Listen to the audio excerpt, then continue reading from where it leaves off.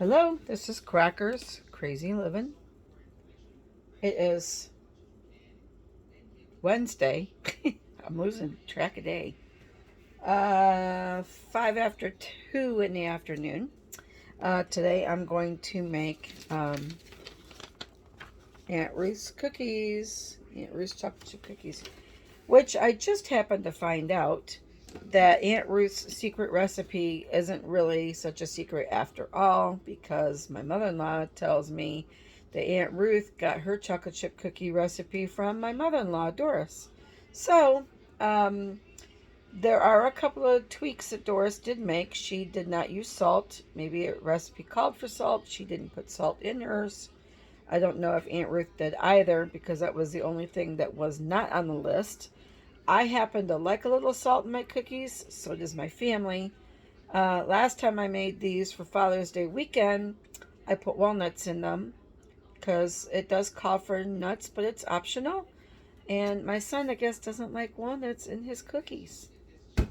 28 years old, and I'm just finding out that he doesn't like nuts in his cookies.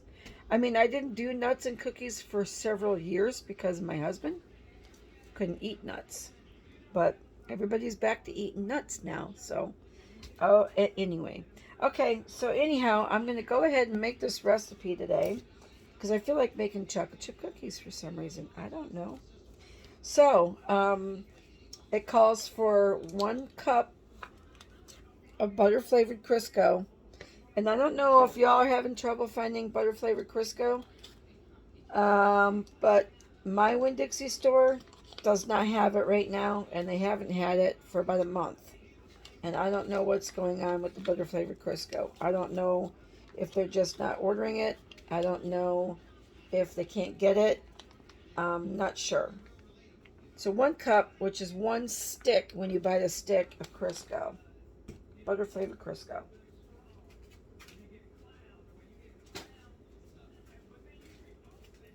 I'm going to turn you down so you can see what I'm doing. I got my mixer here. Okay, so to my mixing bowl, where's my mixing bowl? Pull my mixing bowl closer so you can see. Turn my tripod a little bit. There we go. So, to my mixer is 1 stick, 1 cup of butter flavored Crisco. I'm going to measure out 1 cup of granulated sugar. I do measure everything precisely. I am that kind of a baker that I have to measure out my ingredients very precise. All right, 1 cup of granulated sugar.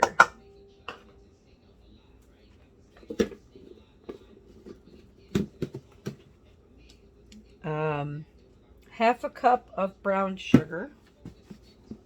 I gotta buy more brown sugar because I'm getting kind of low. Half a cup.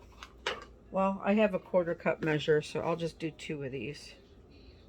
Packed. You want your brown sugar packed.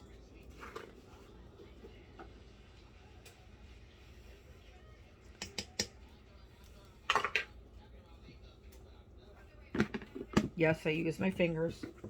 Use my hands. Okay, so that's what you take and you cream these two together. Now, I don't even know if I'm mixing it correctly because nobody really taught me this recipe. I got the recipe, I'm making it. So, hoping that the way I cream it, because it doesn't, the ingredients just says mix it together. It doesn't until well blended. So it doesn't really say for how long, or, you know, some recipes tell you what the consistency of your creamed mixture should be, or mixture should be. This does not. It just says until well blended. I'm going to need 2 eggs.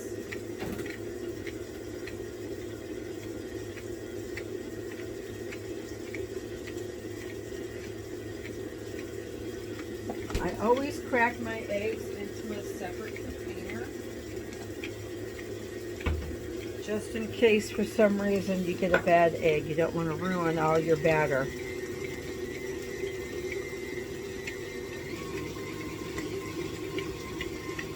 I'm doing this in real time so you guys can kind of see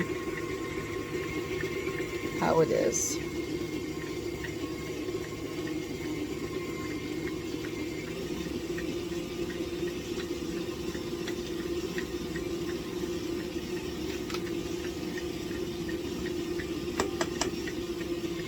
All right, I'm just going to give this a scrape. Sometimes when you use butter, your creamed mixture comes out a lot creamier. This is Crisco, so see how that's kind of looking like it's coming creamy style? This is the way I've been doing it. Kind of to where your creamed mixture is sort of stick to the sides of the bowl like that. That looks like a good consistency to me. I'm not an expert, but I am a baker by trade. However, our cookies now are no longer made by scratch. They used to be. But when the school decided to go whole grain, they decided that buying frozen cookies was cheaper. Anyway, okay, so to this creamed mixture, I'm going to do 2 eggs.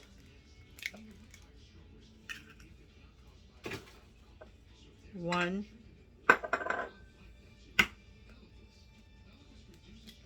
2,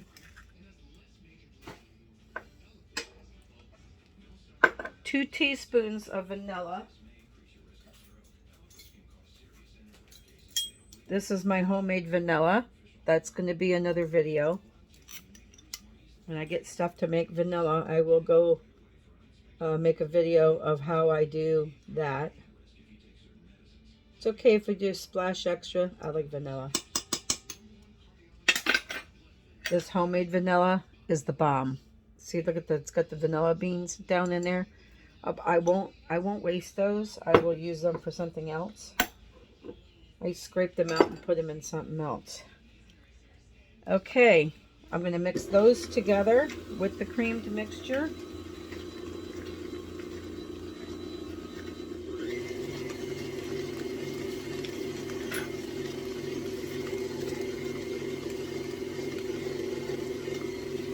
Just until it's well blended, and that looks pretty well blended to me.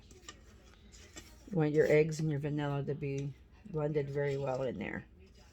Okay? All right. Oops, I got some on my hand. To that, my recipe is getting kind of ruined. What I need to do is put it in make another copy and then put it in. I think I don't even have this in my computer anymore, because this was one of the recipes I typed up, saved it, and then when I lost everything in my computer, I lost the recipe. But I can always redo this on my card maker and then put it in a plastic sleeve. I just have it sitting in a folder.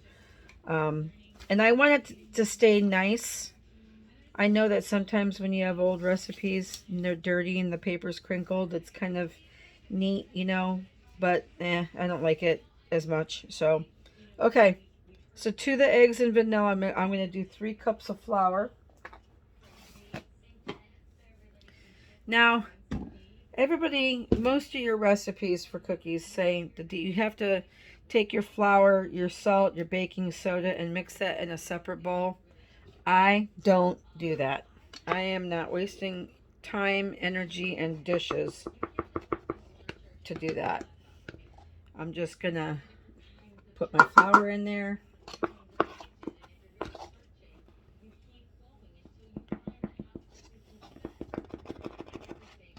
Yep, come on. Get it level. 1, 2.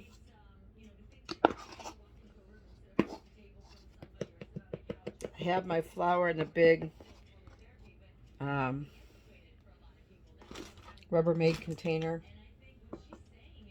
All right, 3 cups of flour. Boy, what a mess. Did I mention the other day I was the queen of mess? I am not a neat cook or baker. I tend to get stuff just everywhere. I got flour all over down here on the side of my bowl. Oh well, it's the way it is. Okay, half a teaspoon of salt. I kind of guessed on the salt when I made these the first time, because since the recipe that I have does not say salt, I figured a half a teaspoon to 1 teaspoon was good. Doris said, yeah, it went on the recipe in there, but I left out the salt. She didn't like adding salt. Maybe I'll do a teaspoon of salt and see how. I always put like a half a teaspoon. Let me do 1 teaspoon and see how that works. And 1 teaspoon of baking soda.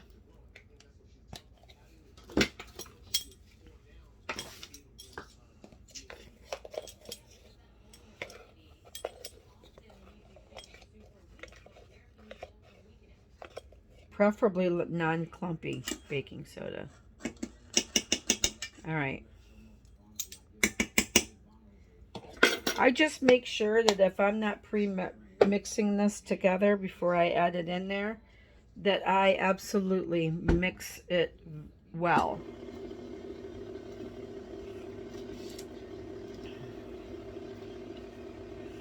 I just make sure that all the flour and the soda and the salt gets mixed up really good. And I don't think it's not getting mixed.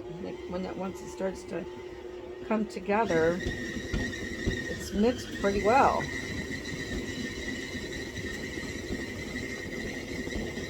Definitely don't want to mix this batter too much. So now it calls for 1 bag of chocolate chips. I have like a quarter of a bag of semi-sweet chocolate chips from Walmart. And then I had some of Whole House. So I don't know if I'll add all of these.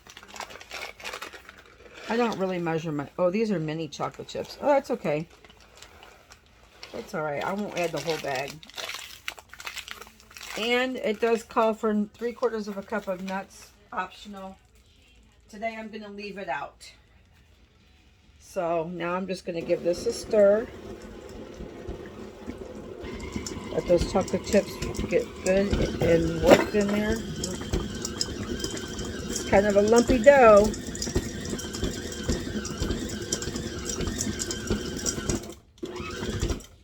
All right.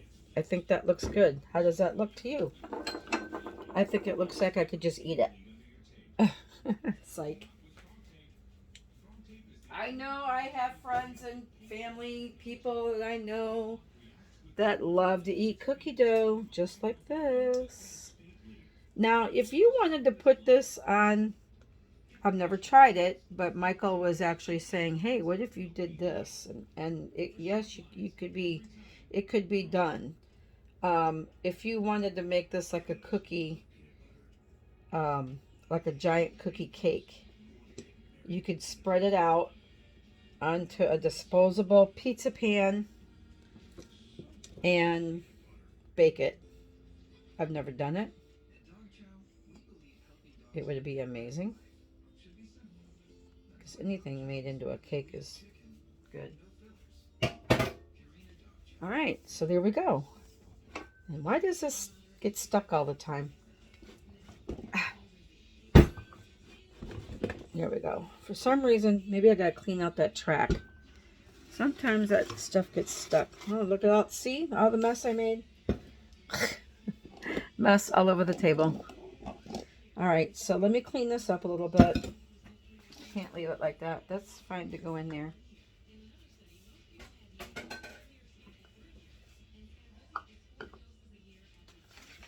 Put this away. Put my vanilla away.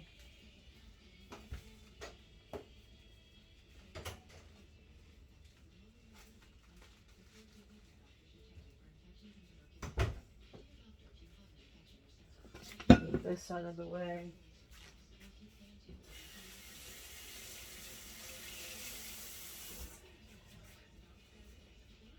I suppose I could have paused it during this process, but it will only take me a second. I did figure out how to pause my videos, so I can do that in the future. If I'm making something that's really long and I think I'm going to bore you with the details, then I will definitely pause you next time. All right.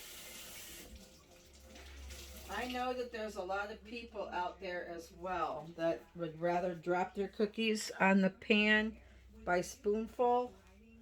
And that is fine if that's what you like to do. I like my cookies to be somewhat uniform. Let me get my sheet pan.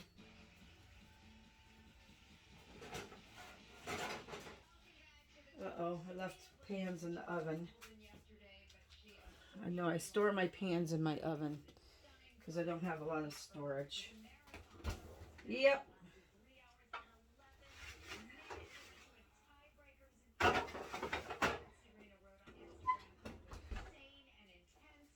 I don't want to use these pans because they're too hot. I don't want to melt my dough. So let me get a different sheet pan. I have a ton of them. The school puts their sheet pans on sale every year as a fundraiser.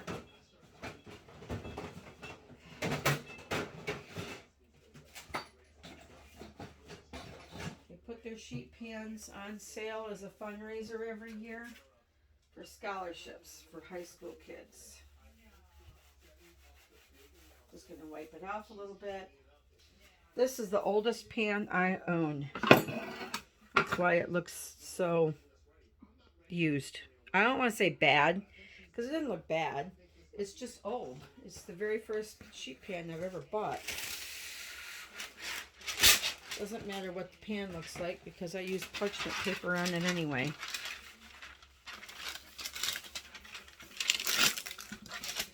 I would rather, instead of buying a roll of parchment, I would love to be able to get the sheets, because the sheets are pre-measured for your pan. But honestly, you pay a lot for them and you don't get that many in a box. So it's kind of a waste. Because if you bake a lot like I do, you're going to whip through that box of 24 in no time at all. And then you're going to have to go back and buy more. So I just get the roll of parchment. You can get it at BJ's. You can get it at Sam's Club in the big roll. You can get it at Walmart, but it's not as big of a... This is a big roll. You get 2 of these. I think I got this one at Sam's. Non-stick... Yeah, Sam's. Members Mark. Non-stick genuine vegetable parchment paper. And I got... Oh, made in France. Ooh. I got 2 boxes. Let's see how big of a box this is. This is 15 inch by 164 foot, 205 square feet in this roll. And I got 2 rolls. And it was, what, $10 or $11, I think. So for me, it's economical because you get a lot for what you pay for. All right, so I'm just going to measure out my scoop. Last time I made these with Calvin, I did 2, 4, 6, 8, I think, on a tray. And I could have did more because they didn't spread out a lot. So this time I'll try to do it a little bit better. I usually like to go 3 across, so I can get 12 on a sheet. Now I know you're saying, God, what a huge cookie. That's quite a nice size. That's about a golf ball. It's bigger than the ping pong ball, but it's not as big as a softball. So it's about a nice golf ball size. But I like it when I make a cookie. If I'm not making them for Christmas, where I have to have gobs and gobs and gobs of cookies, I like a substantial cookie. If I'm making Christmas cookies or something for a party and I need to have so many, then I will use a smaller scoop. This is a, let's see if I can see what number it is. Number 20 scoop. So if you like smaller cookies, of course you would use a smaller scoop. I don't know if the numbers go up or go down. I think like a 16 scoop. I'm not sure. If you like them smaller. Like I said, when I want a cookie, I want a cookie. My sister would say when she wants a piece of cake, she wants a piece of cake. I tend to cut cake smaller because I'm a cake baker, and I try to get the amount of pieces of cake out of a if a cake says it's going to give you 40 slices, I do my best to cut it so I can get enough slices. But when I'm making cookies,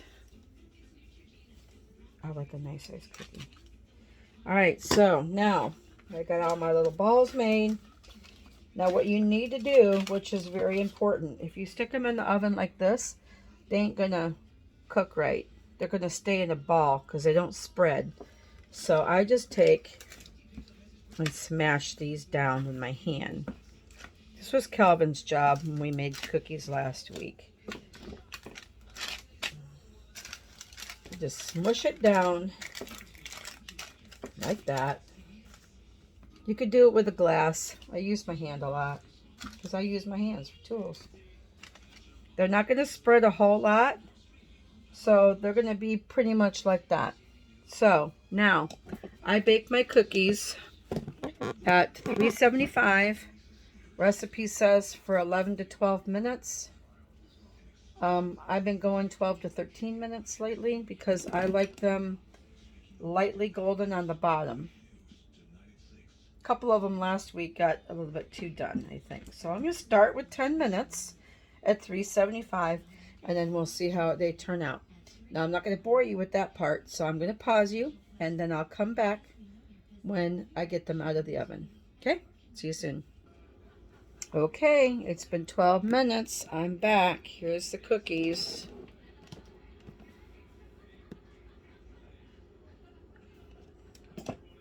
They did spread just a smidge, but see how they're just light on the top? They're very light. That makes for a really good cookie. Because the last time I made these, I think I cooked them for like 13 minutes. And they were more brown on the bottom, but they got real crispy. If you like a crispy chocolate chip cookie, then that's fine. You know, you cook them however you like. I like a tender chocolate chip cookie. Like, I don't know how to explain it, but when you would bite into Aunt Ruth's cookie, it was thick, it was lightly crispy on the outside, it was chewy in the middle. It was like the perfect cookie. Now, Doris has the exact same recipe because she said Aunt Ruth got her recipe from her. But you know what they say, sometimes you can't make stuff taste the same as somebody else makes it. I don't know how it would be so different. It's the same recipe. I don't know if it's the way you mixed it or the way you scooped it or the way you flattened it. Because I asked Doris, well, did you have to flatten these cookies? Because first time I did them, they cooked in a ball. She said, yeah, you have to flatten them. Okay, well, I'm sorry, but hers don't taste the same as Aunt Ruth's, and I don't know why. I don't know why. I don't know why. It must be the technique that you use. It must be something. I don't know. But I keep trying because I want to make them taste as close as to what we know, you know. And they're equally as good when Doris makes them. I'm not saying that. It's just I myself, I don't know. I'm trying. At any rate, this is a very good cookie. And I add extra chocolate, so there's never anything wrong with adding extra chocolate. You could put chocolate chips, you could put chocolate chunks, You could put a combination of chunks and chips if you wanted to. I would. Why not, right? So now I'm going to let these cool on here. And the other thing about parchment is your cookie comes, see, it's just nice and brown on the bottom, but they're not real brown on the top. But, oh, that's going to be a tester. Here, let's try it. See, it just kind of fell apart.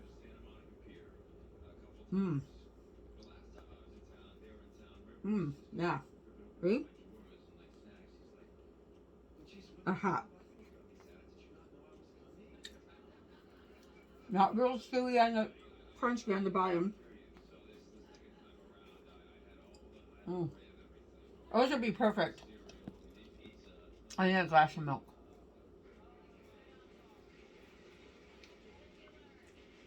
Alright. I have another cookie recipe that is supposed to be Mrs. Fields' chocolate chip cookie recipe. A friend gave it to me. I don't know if it actually is. They say it is. It is the closest cookie I can get to DoubleTree. Now, if you don't know that DoubleTree Hotel by Hilton has a signature chocolate chip cookie. They have a signature chocolate chip cookie. And when you check in, they will give you warm cookies out of this warming drawer underneath their counter. Oh my Lanta. That is the ticket right there. I'm telling you. So, I've been on a quest over the last few years to find that cookie recipe. I have a cookie recipe that is the closest to that recipe. Now, you might be able to go on DoubleTree and look for the recipe. I've not done that. I did try to search it one time, couldn't find it. So I thought, well, maybe it was a secret thing and they're not telling anybody. So, I don't know. But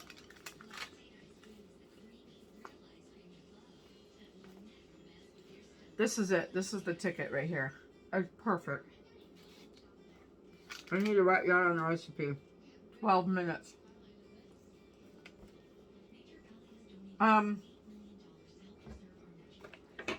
That cookie recipe for DoubleTree is really good. The recipe I have makes like 100 and something cookies because it's a big recipe. I can only make it in my big mixer because it won't fit in my standard mixer. It's too big. It won't mix. And I don't want to knock it down as far as, knocking down the recipe.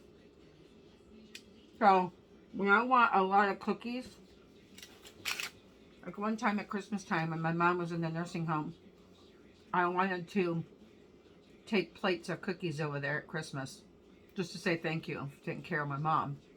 And I wanted to have several different plates of it so everybody that was involved with my mom in the building could have some cookies. So I made that recipe because I dropped it from a teaspoon. I made, like little cookies. I bet you I got close to 200 cookies because I made them small. And it was just like a 2-bite cookie for each person. So like for the billing office, I would put like, I don't know, 8 or 10 of them on a plate and take them to them, and take some to the nurse's station and take some to the rehab people, and just kind of spread them around the building, just to say thank you. And they absolutely adored those cookies. So that recipe makes a lot of cookies, which is good if you want something for a big project, if you're taking them to a church function and you want a lot of cookies, or a family picnic, or whatever. That one. So I'll have to do that one another time. I wanted to make Aunt Ruth's again because I knew I had the stuff for this one. I have to read that recipe. I have to make sure I have enough ingredients for that recipe because that one called for chocolate chips and a chocolate bar that was grated. Um, like a Hershey bar. It was like a certain size Hershey bar that was supposed to be grated into these cookies. So, of course, I have to make sure I have everything for that. So I want to make sure that I definitely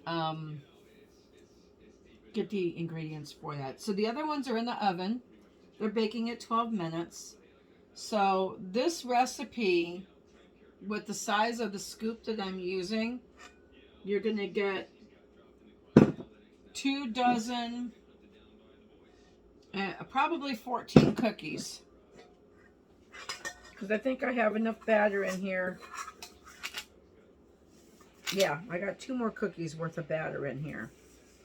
So when you're making them at this size, just be aware that you're going to only get like 14 cookies at this size. You make them smaller, you're going to get more, of course. You can double the recipe if you'd like, if you have a big enough mixer to mix them in. Because, you know, keep in mind that you got to add 6 cups of flour, 2 bags of chocolate chips, 4 eggs, and the sugar's not a lot, you know, but 2 sticks of Crisco. So you got to make sure you have the capacity in your mixer for that. Otherwise, you'll just have to do a batch at a time. But anyway, all right. That's my Aunt Ruth's cookies. My husband's Aunt Ruth cookies. God rest her soul. Are her cookies 101. I hope you get to try to make these. It's not a secret recipe anymore. I hope you enjoy them with your family.